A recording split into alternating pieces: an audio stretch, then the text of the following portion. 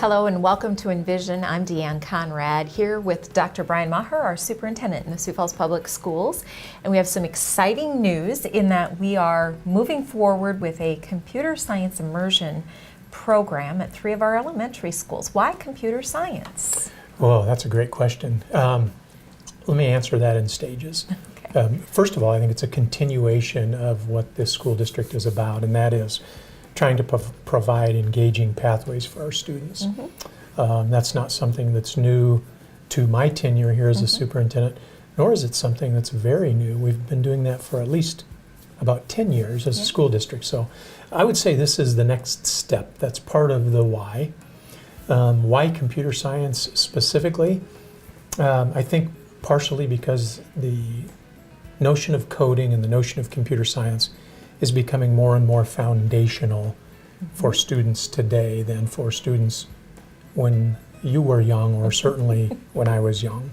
So I think that's part of the rationale. And then the other part, I would say, is in congruence with our strategic plan, we want to provide equity and access to programs, and this will be part of that equity and access to highly engaging programs. Wonderful.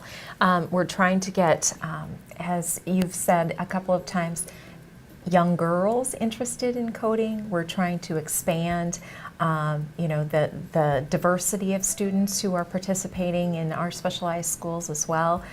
This kind of does that for us. Right. From the getting young ladies involved, it was interesting. A few months ago now, I was at Washington High School for an hour of code.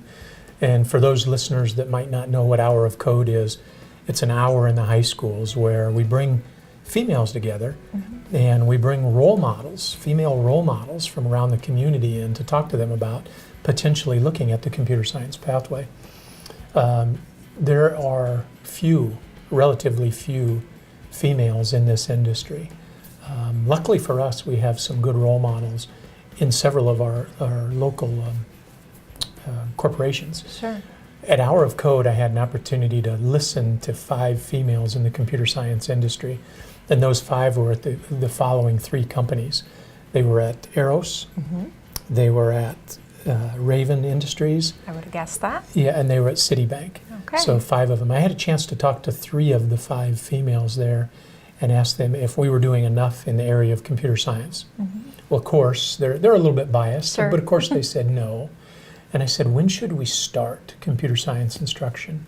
And 2 of them said at the elementary level. And one of them was so specific to say at kindergarten. So it's a little bit of a response there. But the good news about computer science instruction is we're teaching it to all boys and all girls beginning in kindergarten. And so everybody's going to have an equal access from a gender perspective to computer science instruction. Right. So that's good. You talked also about the ethnicity piece, and when I look at the programs that we already run, the Spanish Immersion, Challenge Center, Eugene Field's Arts Plus School, and All City, 4 great, incredibly engaging programs. But when I looked at those through the strategic planning process from an ethnic standpoint and from a socioeconomic standpoint, I see that the number of non-white students in those schools is significantly lower than the number of non-white students across our population. Right.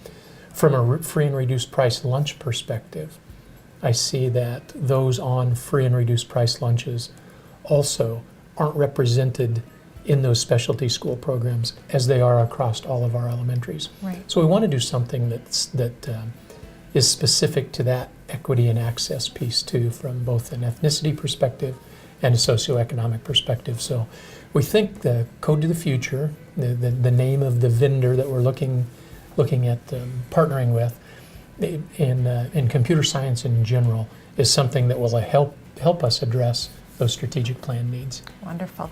You've seen Code to the Future in action. You've had a chance to visit some classrooms in other parts of the country that are using this model, and it's pretty amazing.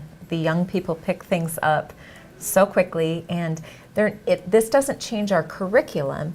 what it does is integrate activities with coding into our already existing curriculum. Is that right? Yeah, that's very well put. This will certainly be new for our teachers who teach it, but they won't have to learn an entirely new curriculum. Sure. English is still going to be English, math is still going to be math, social studies is still going to be social studies, etc. So from that perspective, no change. What will change is the activities involved to help enhance math instruction, science instruction, English instruction. Just as in Spanish immersion, we use the existing school district curriculum, we'll do the same with computer science. Okay, it's just the method of delivery that changes a bit. Correct. Awesome. Well, lots of exciting things to come with Computer Science Immersion and Code to the Future. I'm sure you'll be hearing a lot more about that in the days and weeks to come. Thanks for joining us on Envision.